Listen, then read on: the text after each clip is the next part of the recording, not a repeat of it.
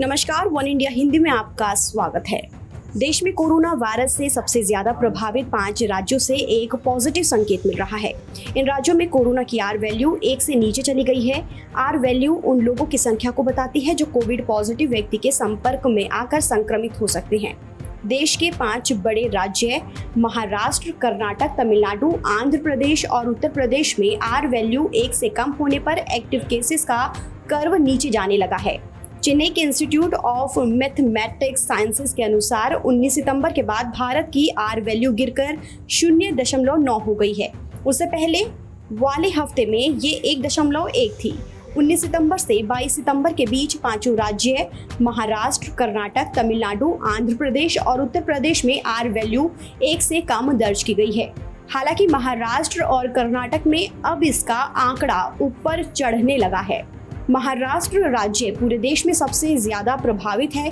देश में रोजाना दर्ज किए जाने वाले कोरोना मामले में सबसे अधिक संख्या महाराष्ट्र राज्य से आए मामलों की होती है। ऐसे में देश में कोरोना संक्रमण के नियंत्रण के लिए सबसे ज्यादा जरूरी ये है कि महाराष्ट्र कैसा प्रदर्शन करता है। आर वैल्यू से इस बात का पता चलता है कि बीमारी कितनी तेजी से फैल रही है।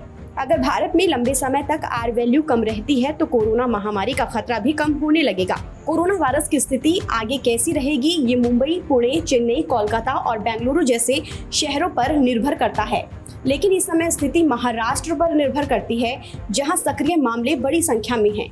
इसके साथ ही यहां आर वैल्यू भी कम ज्यादा हो रही है। आंध्र प्रदेश और उत्तर प्रदेश में 18-21 सितंबर के बीच आर वैल्यू 1 से कम रही है। मुंबई में आर वैल्यू 1 से कम हुई थी, लेकिन फिर से बढ़ गई है। ठीक इसी तरह चेन्नई, बेंगलुरु और कोलकाता में आर वैल्यू 1 से ज्यादा हो गई है। इसके साथ ही बीते कुछ दिनों से नए मामलों के मुकाबले रिकवर मामलों में वृद्धि हो रही है। ऐसे में अगर सक्रिय मामले कम होते हैं तो आर वैल्यू भी कम होने लगेगी। आपको बता दें कि भारत में कोरोना वायरस मामलों की संख्या 60 लाख के पार चली गई है। इससे 12 दिन पहले पुष्ट मामलों की संख्या 50 लाख के पार गई थी। इस बीच संक्रमण से ठीक होने वाले लोगों की संख्या 50 लाख के पार पहुंच गई थी। केंद्रीय स्वास्थ्य मंत्रालय की ओर से जारी आंकड़ों के मुताबिक पिछले 24 घंटे में संक्रमण के 88,600 नए मामले सामने आए हैं। वहीं 1,124 लोगों की मौत होने से मृतकों की संख्या 95,500 को पार कर गई है।